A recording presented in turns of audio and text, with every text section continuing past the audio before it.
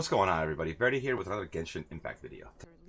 Today I'm going to be showing you guys some mining spots, and I'm also going to show you how to most efficiently use those mining spots. Now, what I'm showing you isn't necessarily just for mining. You can use it for rare materials like the Philanema mushrooms, which only grow in Springvale and Mondstadt, and also glazed lilies, which only grow in Quincy Village and in Liu Harbor. Even though there are a lot of mining spots in the game, you're still going to run out very quickly if you're trying to craft enhancement ores. So this trick is definitely going to help you guys to amass ores and any other material in the game. So first things first, let's go ahead and show some of the mining spots. So first place here, right below Quincy Village. If you teleport to this spot over here and go ahead and climb up this mountain, right underneath the waterfall, we're going to find a bunch of crystals. The reason why I'm running so fast is because I have 2 wind characters equipped. That will give you, if you don't know about that, that will give you 10% movement speed and stamina consumption by 15%. It's very nice for traveling around. You can equip any 2 characters, any 2 wind characters in the game. It doesn't have to be Venti and Jean. And then also, on Ningguang, I have a book that gives me 10% movement speed. So this is the reason why I'm moving that fast. If you have 2 wind characters or the book for movement speed, make sure that you equip them and you use them, because it's going to make gathering materials way faster. So, first place here. Crystals underneath the waterfall over here, and crystals over here as well. Then, if we go over here to Mount Aozang, honestly, a lot of people probably already know about this place. There's definitely a lot of ore here if you drop down the cliff. Alright, so you just go here and right up this side. Now, as we're floating down, you'll see ores. White iron ores right here next to the cliff. But the main spot is all the way down here. Drop down, go into this cave. And as you see, there is a ridiculous amount of stuff here. This is probably the best, like, one area that's congested with ore. Now, when you gather all of this stuff here, this whole river right here, you can follow all the way down to here and even into Tianqiu Valley. And all of this whole area is filled with all kinds of materials that you can use. So you can honestly just farm this whole river. All right. One more spot that I have is right here. This is somewhat of a small spot. It has 4 crystals, I believe. But better than nothing.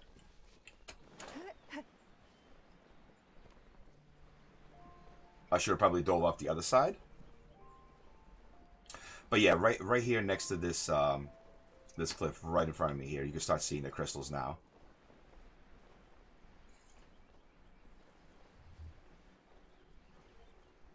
All right, so that's another spot. Over here. So here you glide across this ravine here. And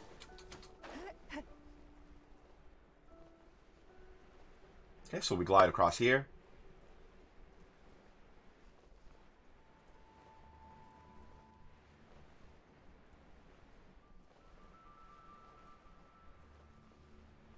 And then there's going to be a bunch of stuff that you can pick up and mine.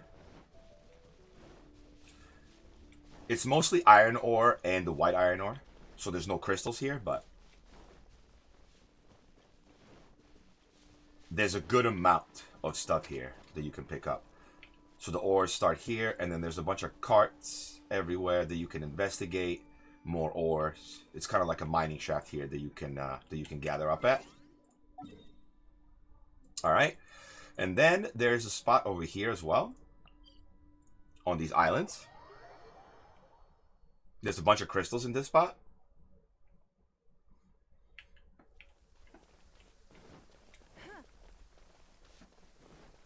Most of these spots I found by using the interactive map on the internet. So if you Google interactive map Genshin Impact, it's going to pretty much guide you to a map that has like locations for all the ores, all the flowers, pretty much anything that you need in the game.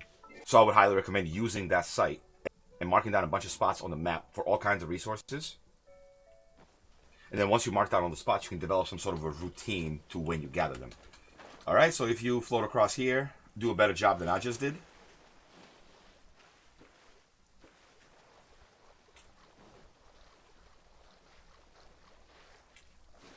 All right, and you see here, there's a bunch of ores. Crystal ore and the Nautilus Jade crystals. They're here as well. Let me show you the last few spots here. So right near Mingyun Village, there's a bunch of spots.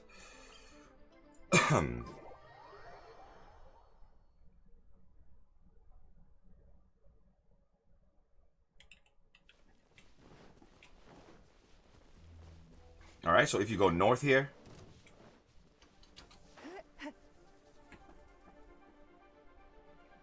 you can drop down. And if you see down here, there's a bunch of Nautilus Jade.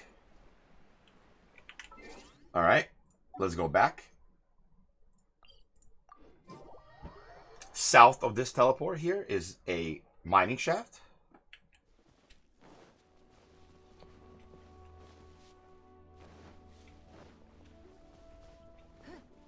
All right, that we can access right through here.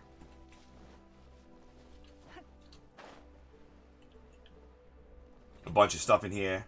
Nautilus Jade, white iron ore, regular ore. If you go into the shaft here, there's more. All right, and then we teleport to this Hidden Palace of Liangshan formula.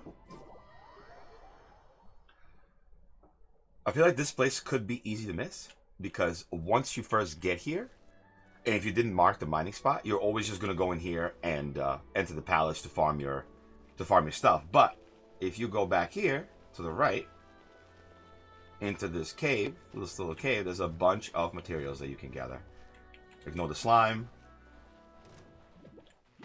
And that's it. Another spot that has a bunch of white iron ore as well is right outside, or right at Musk Reef, right outside the abyss. There's probably like 3 or 4 spots with white iron ores and 2 spots with regular iron ore. So you can definitely farm that as well. I definitely did not show you all of the mining spots, but this is definitely a good amount of them. And then I mentioned the glazed lily and the philanema mushrooms earlier. Those are some of the rare mats. Violet grass could also be something that you do this for. All right, so now that I showed you guys some of my farming spots, I'm going to go ahead and show you guys how to maximize those spots. So what you're going to need to do is you're going to have to make some friends on this game, go online, go on Twitch chat, and go ahead and find some people that you can make friends with, that you can play this game with. And this is not going to take a very long time, but what you're going to want to do is set up some sort of a schedule to where you guys either meet up every 2 days when the nodes respawn, or you guys can trade off, and one day you can go to your friends' games and go ahead and collect the resources there, and then the next day everyone can come to your game and collect the resources there. So I'm going to go ahead and show you guys how this works, but pretty much the way it works is that you can go ahead to another player's world and collect resources with them, and then go to your world, to that same exact spot, and collect resources there as well. And now if you have 3 or 4 friends, you can go ahead and gather 4 times the amount of resources than you would be normally able to if you weren't using this co-op method. So let's go ahead and just show you guys how this quickly works. It's very simple. Make some friends. Should be very easy. Join their game.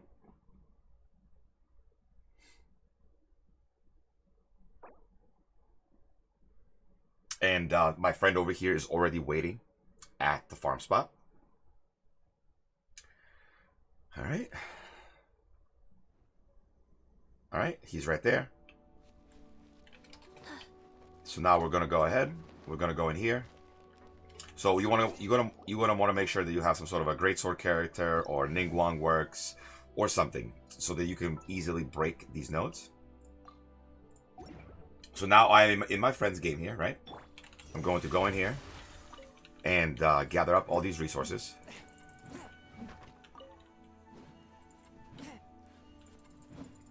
All right.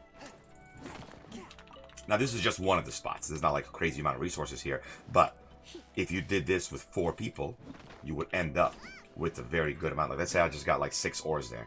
If you did it times 4, you're getting 24 ores. That's like pretty much enough to upgrade something that you're looking to upgrade. And that's pretty much it. So now I can go ahead and show you guys, like, let's see where I'm at in the game here. I am right above Mingyon Village, right? So let's go ahead and teleport here. We can go back to co-op mode here, right? We can leave the team.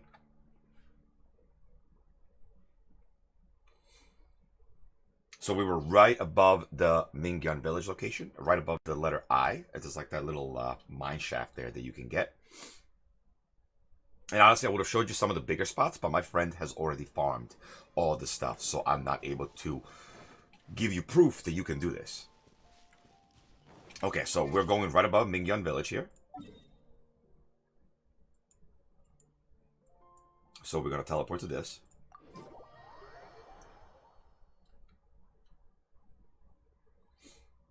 All right, so we're going above the letter I. In Mingya Village, you can actually see it. There's that cave straight ahead here. All right, let's fly down there.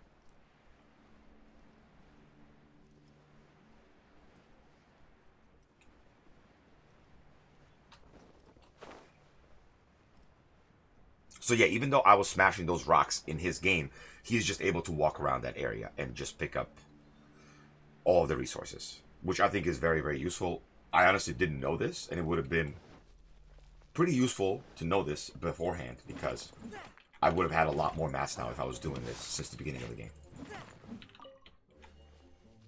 And these mats to craft weapons, some of the crafted weapons are very, very good. I already mined this earlier. But there we go. We went in here, and even though we collected resources in his world, we were able to come back to my world and collect resources here as well.